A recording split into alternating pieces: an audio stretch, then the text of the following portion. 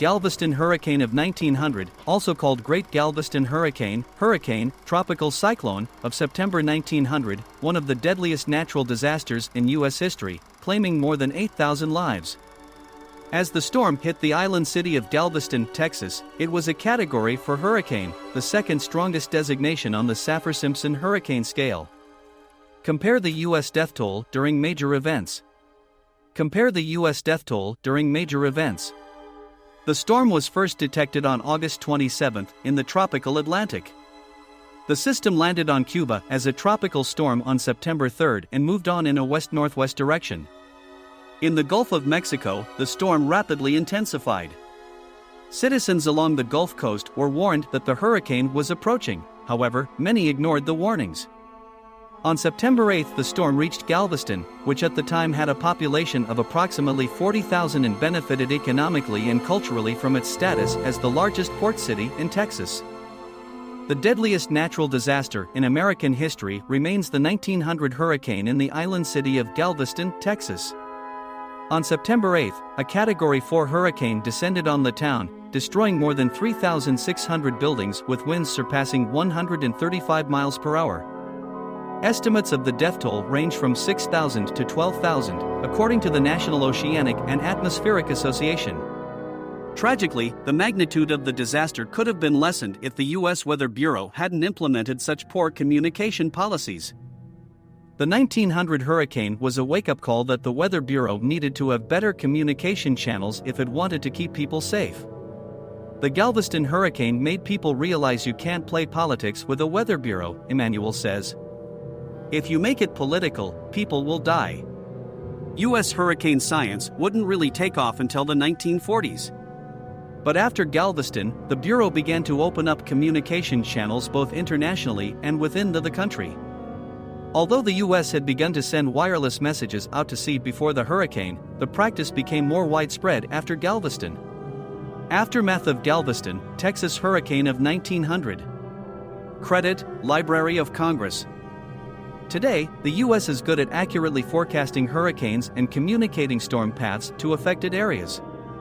We have come light years from where we were in 1900, says Jay Barnes, a hurricane historian who has written about storms in North Carolina and Florida. The bigger problem, which Galveston would still have faced if it had been properly warned in 1900, is the logistical challenge of evacuating large metropolitan areas in short amounts of time, Emanuel says. In 2005, Hurricane Katrina devastated New Orleans in part because of government negligence, not an inability to accurately predict and communicate the storm's path. Hurricane Harvey, which wreaked havoc in Houston as well as modern-day Galveston in August 2017, was also well forecasted. But without functional emergency plans for mass evacuations, cities still end up suffering from natural disasters even if they can see them coming. Thursday is the last day of the official 2017 hurricane season. It's been the most destructive year in recorded history, according to the National Hurricane Center, causing what may turn out to be more than $200 billion in damages. It's also the first time that 3 Category 4 hurricanes have hit the United States in the same year. For all the ruination in Texas, Florida and Puerto Rico, at least Americans could see the hurricanes coming. TV networks covered the storm tracks exhaustively. But what happens to an American city when a hurricane strikes without warning? The grandest city in Texas.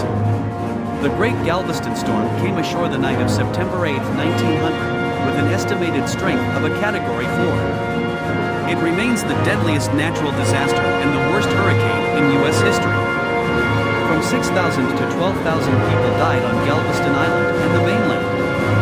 Texas' most advanced city was nearly destroyed. At the height of the storm, John W. Harris remembered 24 terrified people climbing in through the windows of their home on Tremont Street. His mother prepared for rising floodwaters by lashing her children together. Mother had a trunk strap around each one of us to hold on to us as long as she could, he recalled.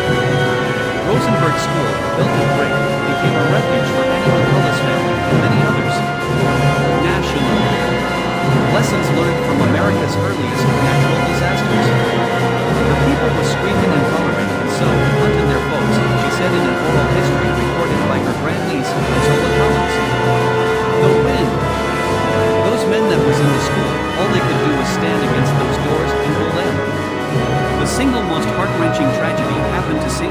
orphanage. A terrible time. The storm began to subside about daybreak.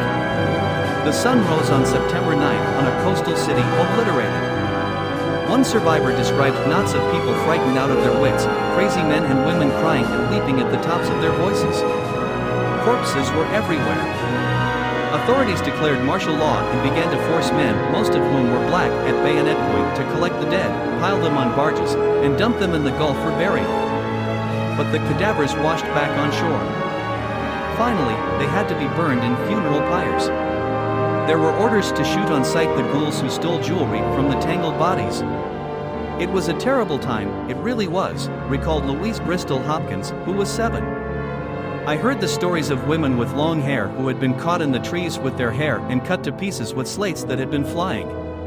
Catherine Vetter Pauls recollected a ghoulish incident that happened to her mother. For decades, people on Galveston Island never spoke of the 1900 storm. The folks that survived the storm were sort of like people who survived a war, recalled former State Senator Babe Schwartz, a legendary Galveston figure. He was interviewed in 2000. No Chamber of Commerce wants to talk about the worst tragedy in the history of the United States, where 6,000 to 8,000 people died on this little old island. This story was drawn from a documentary that originally aired on NPR on September 8, 2000, on the centennial of the 1900 storm.